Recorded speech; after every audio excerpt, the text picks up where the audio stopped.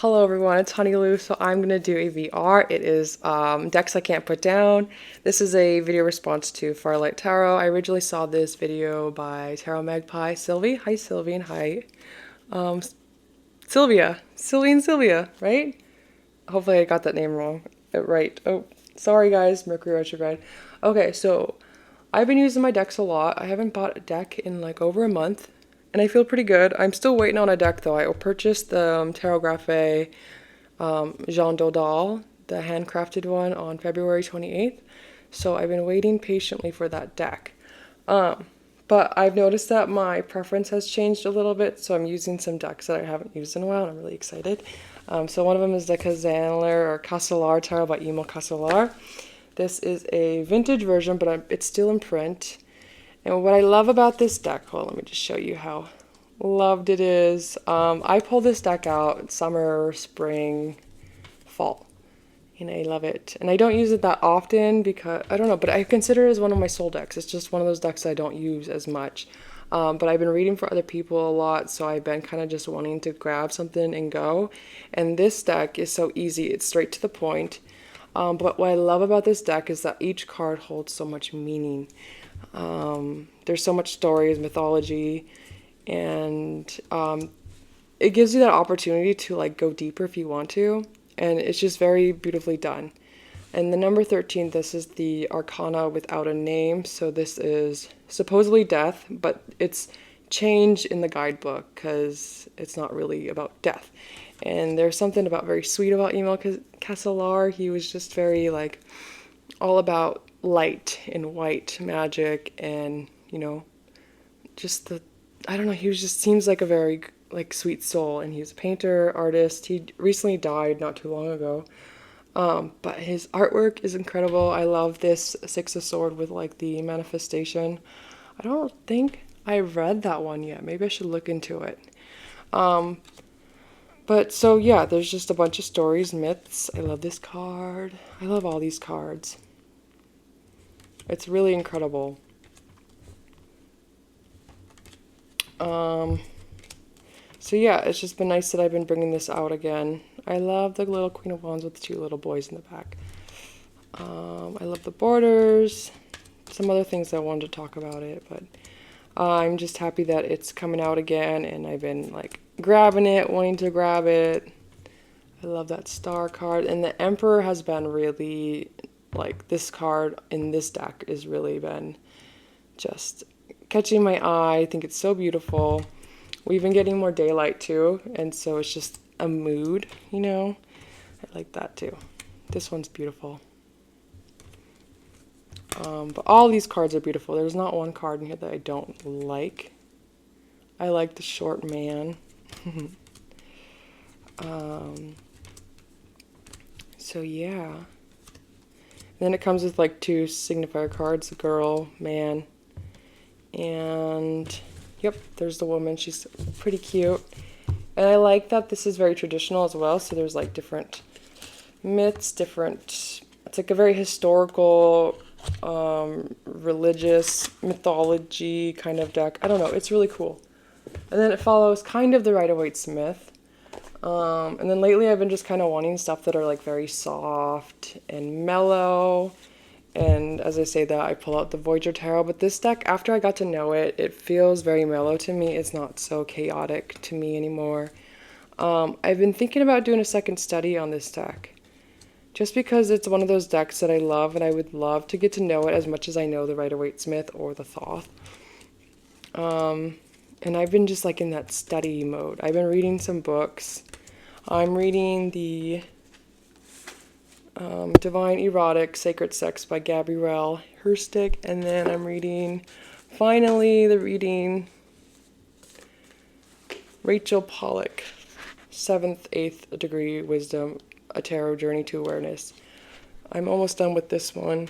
I don't know, I'm still kind of thinking about, like, I keep getting bored in the Sacred Sex one. I don't know why, but so far it's just like kind of where I'm at in the book. It's talking about just kind of claiming your sexuality and not like have judgment towards your sexual self, I guess. But anyways, yeah, I guess this is kind of going to be like my monthly wrap up in a way.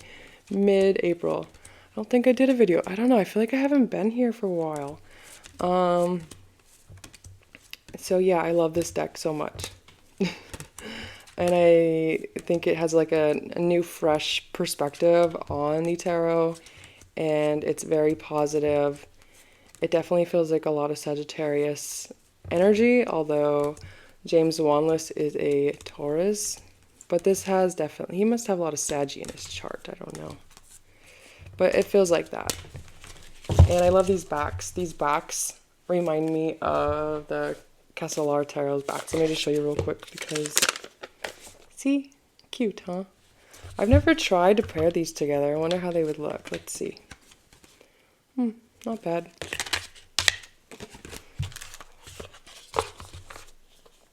So yeah, I've been just wanting something soft, relaxing, chill. Oh no, I think my string broke. And then the only deck, I was using my other Carol Herzer deck that I just recently got, but this one, I always go back to this one because it's very soft and it helps me to think, it helps me to relax. And I don't know, it's one of my go-to decks, so there's something about this deck, and I don't really, it just surprises me is all, but it's very beautiful, it's very just relaxing to use, and yeah, Rider-Waite-Smith is making a comeback. I really love this deck, and I love this card. It's so beautiful. And these backs are amazing.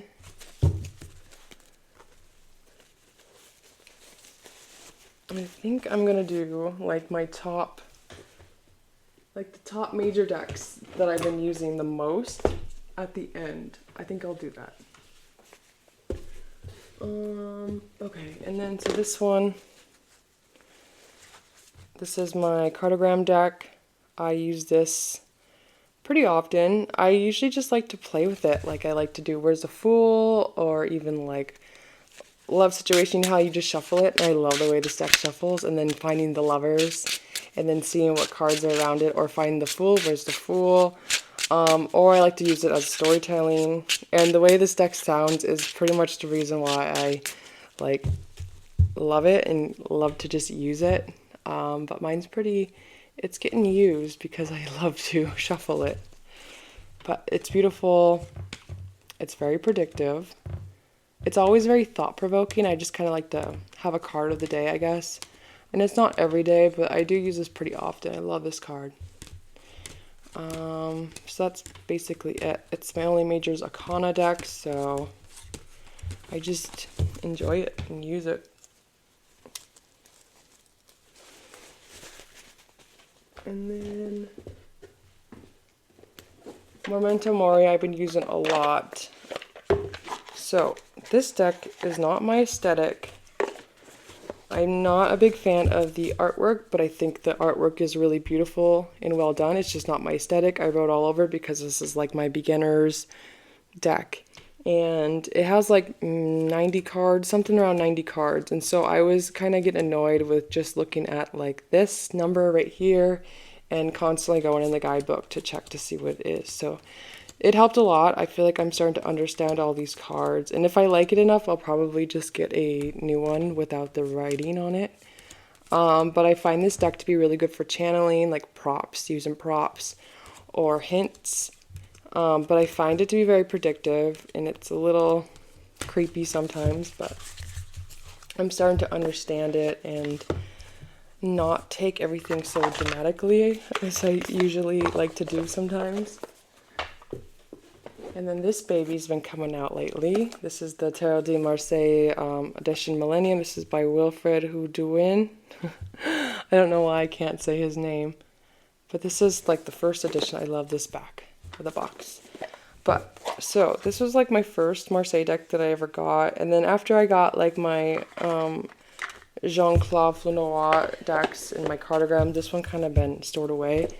And I decided to pull it out, and then I started to use it, and I was like, oh wow, okay, I love it. And so something about the brightness, the cleanness, it makes it a really good reader, and it's very spread out.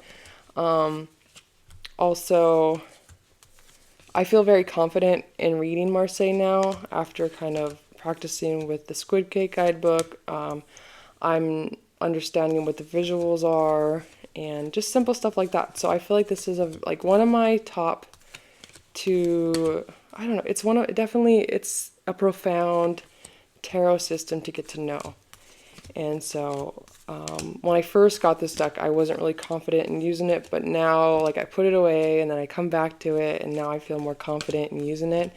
It feels good. So I feel like I've definitely made progress, and yeah, it's just cool. So yeah, I want to think. Oh, I'm kind of thinking about getting the small version. I would love to get that little cute one. And then the Archetypes deck by Kim Kranz. I don't know, there's like some oil on there or something. Maybe lotion. But this deck is, I'm doing like the year ahead spread with this deck. And I found that learning archetypes have really kind of opened up tarot for me in a way too, because I feel like even the court cards are very archetypal, and I feel like each cards are very archetypal. And then it's kind of cool to kind of, you know, reflect on each card and be like, okay, this card kind of reminds me of this card in the tarot. So I've been doing stuff like that and just getting to know this deck, and I feel like it works in different ways. Like I could use it as energy check-in, or like I've been given readings a lot lately, so I've been, you know, kind of checking out what the energy is like, or, you know, if people do love readings, I feel like this deck works well for love readings. And I don't know, I've reflected back on my year ahead, and I felt like it's been very on point with what energies are to come. This month I got the Village. So the Village is about outgrowing the village and kind of moving and spreading your wings. And I feel like that's kind of correct of where I'm at. I'm ready to kind of like take the next step, move on, and yeah, I'm open-minded to change, I guess. So we all know what this deck looks like. I would love to get the little pocket edition and maybe a new one, because this is my little starter deck again. And then energy oracle cards I like to use for love readings as well. So if I do a relationship reading, I kind of just pull cards from here first before I do tarot, and then it gives me like an idea of like, it kind of helps me out with the situation, so I know what to expect when I get the tarot cards. I feel like this deck is like really good to use on its own. I feel like it's very balanced, and Sandra Ann Taylor is a really good author. She made many oracle decks. So yeah, I would recommend this deck to anybody who, I don't know, just wants to do love readings, or yeah, I think it's a really good tool to use for specifically that.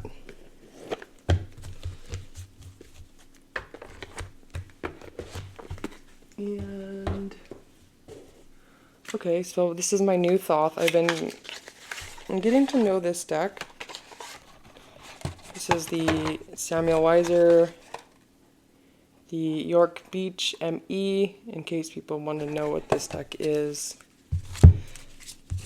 So this one got the yellow box, and this one is like more of a grayish tone deck, and I've noticed that the image quality is very sharp. Like, you know how you could filter decks, or I mean pictures, and you could use that adjustment of sharpening your pictures. This is how I feel about this deck.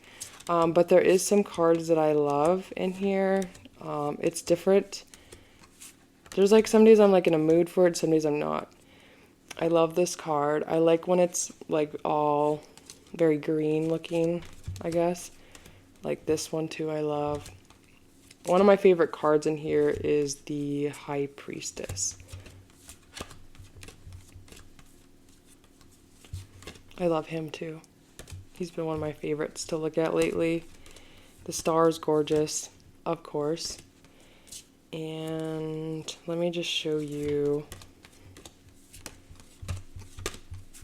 the High Priestess. It's really beautiful.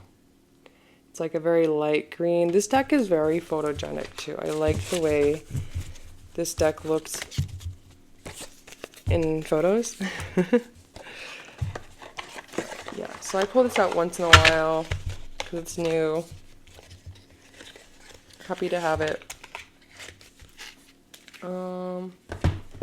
And Wild Unknown, so I've been craving just really toned down decks that are very mellow.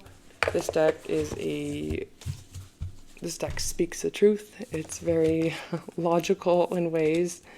But I've been just wanting something very chill, relaxing. More so not so colorful in a way, but I don't know. I've been kind of thinking about picking out my mass market version of this deck because I have a standard size stored away. Because I don't know, maybe I kind of want to check out how the other one's more colorful than this one. But yeah, this one is one of my go-to decks that I can't put down. Everyone knows what this one is, so I don't know what I'm doing.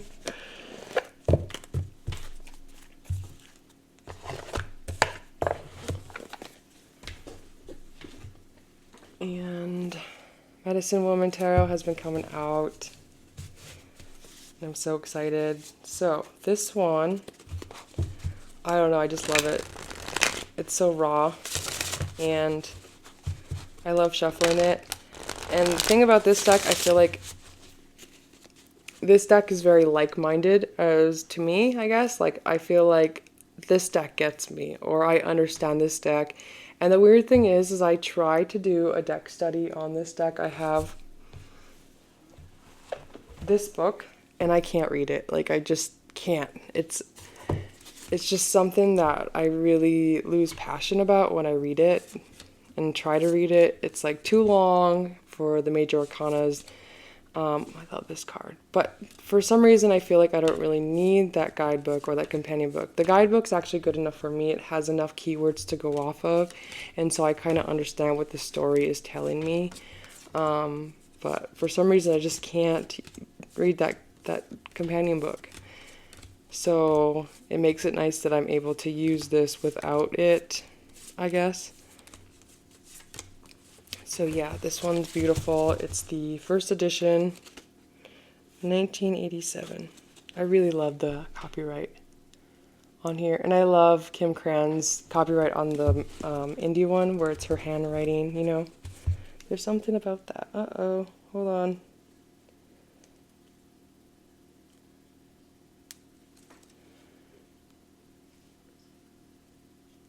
The string is falling off. Okay, I got it.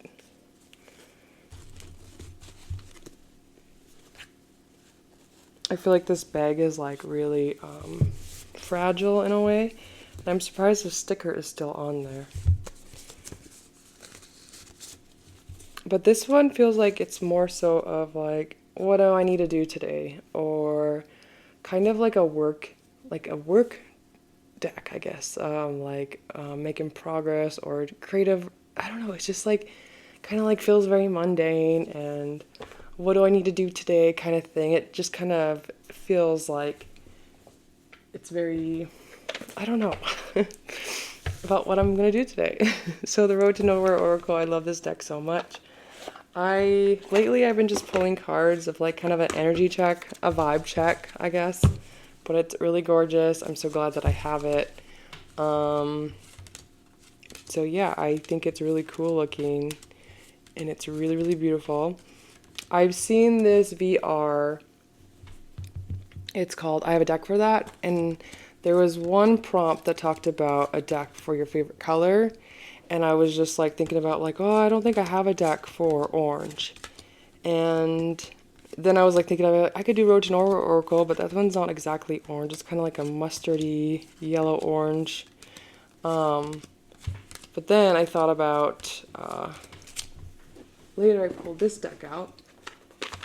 I am the Artist Tarot, and I'm like, okay, I got a deck for my favorite color. And you know what? Actually, I've been looking at these two together, and I want to see how they pair. So, yeah. I love this deck. It has, this one kind of like embodies my favorite color orange. Like I really love this orange color, just these different shades of orange. And so this deck feels very seasonal for me. I've been trying to pick it up during the winter times because it was like my favorite deck last summer, and I just couldn't pick it up. And so I decided to, I think it was just because of that that VR that's going around made me want to look at this deck, and then I was like, okay, it's staying out. And so that's just how it's been. So two different styles, but they're both very happy. I've been using this deck and I've been just looking at it. I'm like, do I want to try it? I just never tried it, and so now I'm like, okay, let's try it now. Oh, I like how these two match up, and these two. These look good.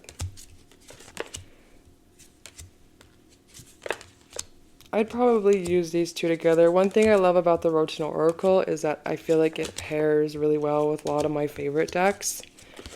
And so that's what matters to me. And it resembles the Tarot Association, so it kind of reminds me of Tantric Dakini Oracle, in a way. But the Tantric Dakini has a little bit more about myths and stuff, but it gives me that kind of that vibe, where it's kind of a Tarot Oracle in a way.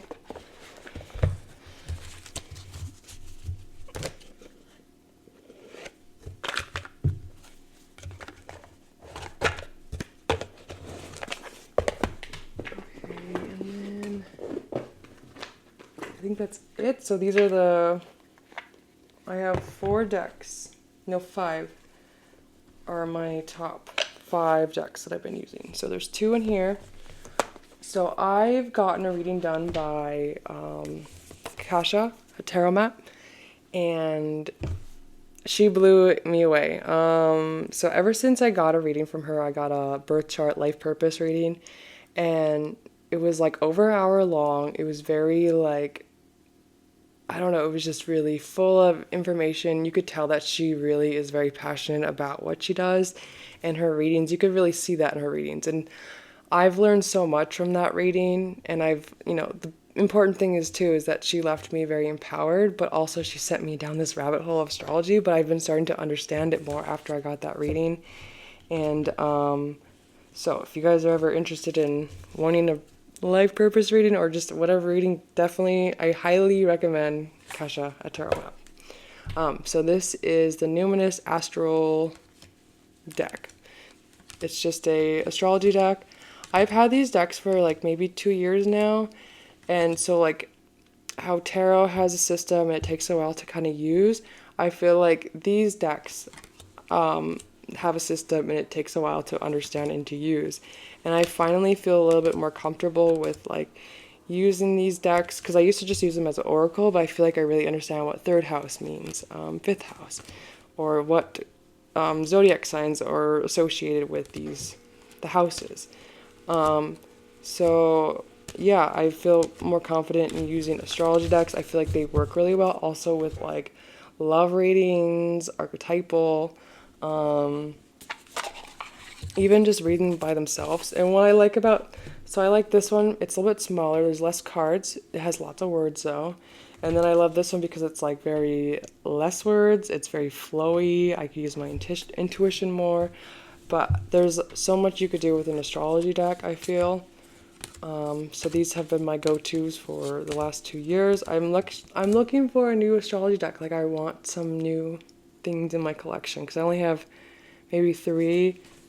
And I don't know, I was thinking there was one that Kasha recommended to me, and I was gonna buy it, but I never bought it yet. I was like about to impulse buy it, but I'm like really kind of made my mind up about not purchasing decks for a while, but I'm also just kind of like accumulating a list of decks that I want to kind of think about adding, but I'm not in the hurry yet.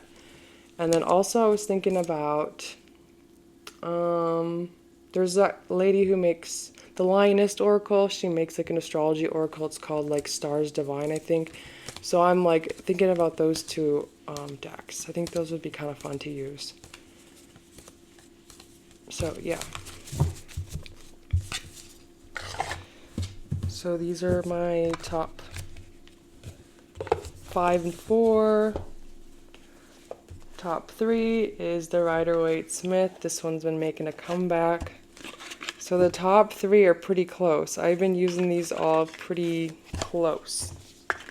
And this is a vintage copy. I love it. It's very papery and thin and beautiful quality. This is exactly how I would picture like the Rider-Waite-Smith deck to be. And so it kind of met my expectations because I had the mass market one, and the line work isn't as like beautiful as this one is. This one's very, very beautiful. It's very soft in colors. It feels very 3D in a way. So yeah, this deck, I love it. I've been using this mostly for relationship readings, or just anyone who comes to me for a reading. This one's just so quick and easy to use because it's so small. I could easily shuffle it. I could do larger spreads. And so, yeah, it's been fun.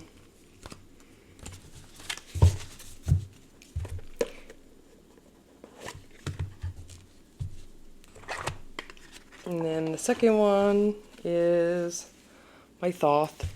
So I had my other one out. I thought I had my other one, but I've been using my newer one. I just didn't take it out, I guess. So I'll just show you this one. Anyways, so yeah, I use this one for myself every morning. It's my go-to deck to use.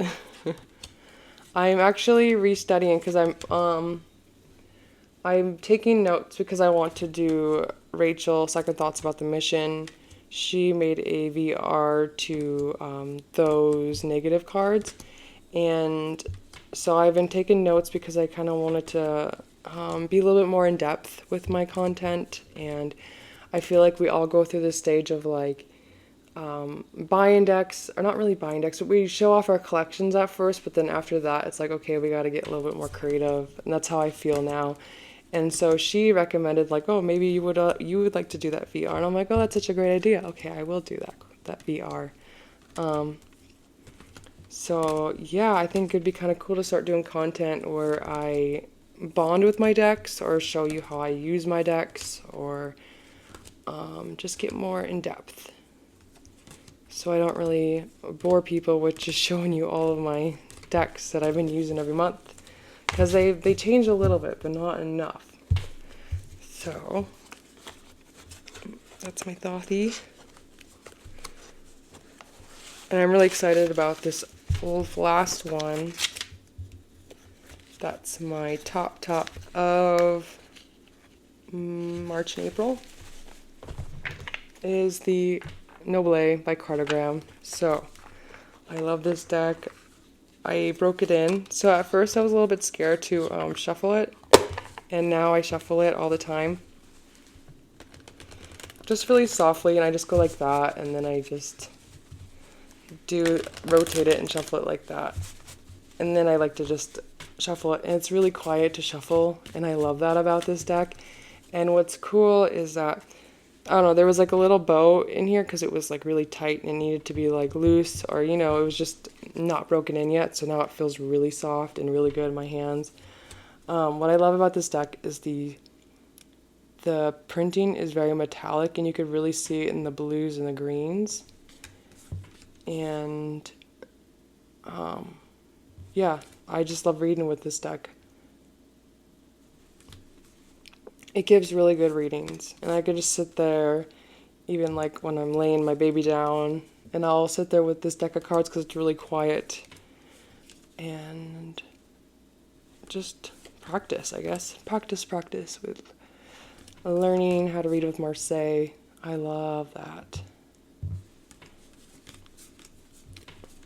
So this is definitely my top deck.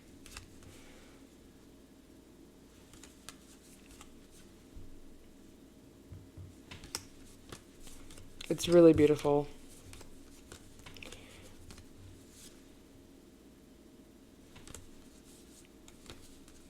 Okay, so that is it.